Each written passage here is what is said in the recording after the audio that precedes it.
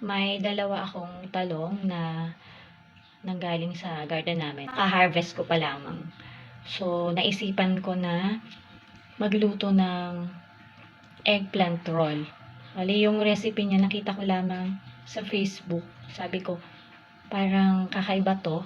Hindi ko pa naluluto, kaya ito-try ko ngayon. So, tinanggal ko muna yung side. Pagkatapos ay gagamitan natin ito para hihiwain ko siya ng maninipis. Mali. Paganto? Paano ba?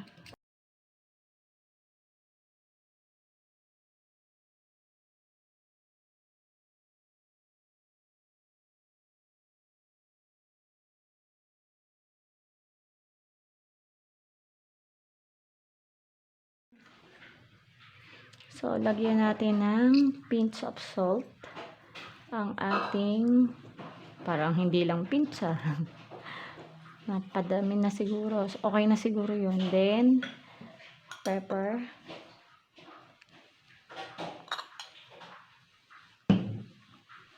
Mix muna natin bago natin ilagay yung egg.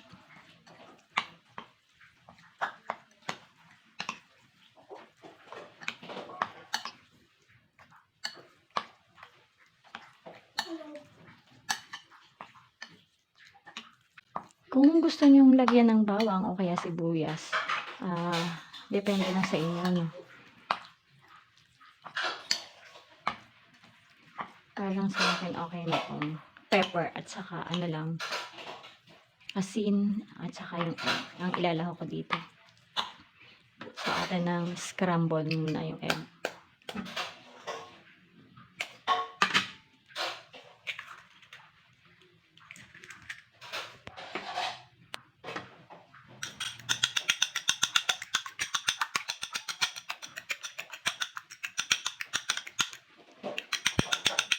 So, okay na siya. Samahin natin dito sa ating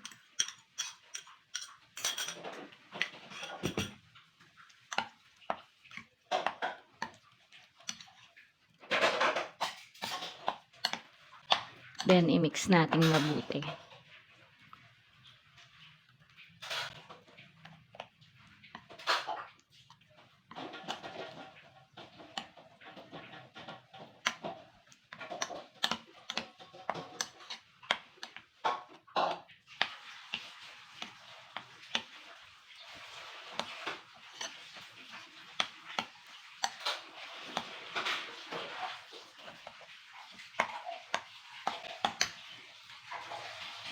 Okay na, na-mix na natin. Umpisa na natin ngayong magbalot.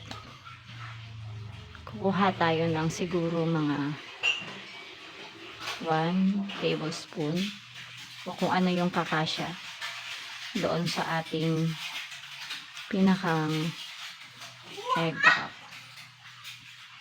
Pagkatapos, i-roll na natin.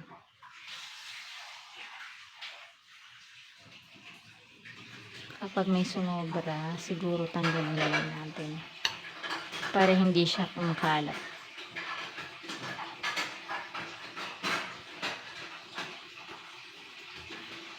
Then, lagyan natin ng toothpick para hindi bumukas.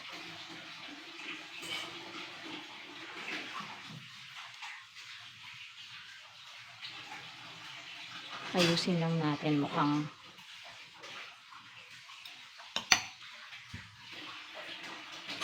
set aside na natin ito.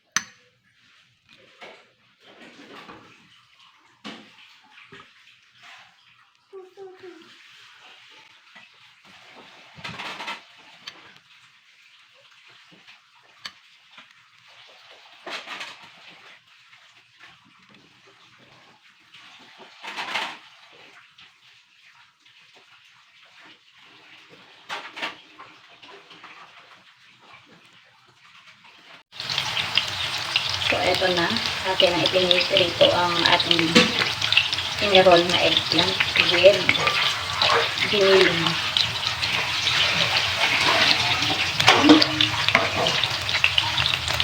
Medium heat lang yung ating ginawa para masigurado na yung karne ay maluto doon sa loob ng ating eggplant.